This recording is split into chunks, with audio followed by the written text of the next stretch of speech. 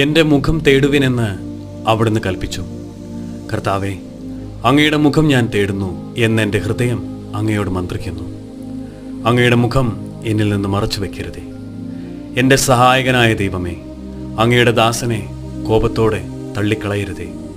എൻ്റെ രക്ഷകനായ ദൈവമേ, എന്നെ തിരസ്കരിക്കരുതേ, എന്നെ കൈവിടിയരുതേ. അപ്പനും അമ്മയും എന്നെ ഉപേക്ഷിച്ചാലും കർത്താവ് എന്നെ കൈക്കൊള്ളും. കർത്താവേ, അങ്ങയുടെ വഴി എനിക്ക് കാണിച്ചു തരണമേ.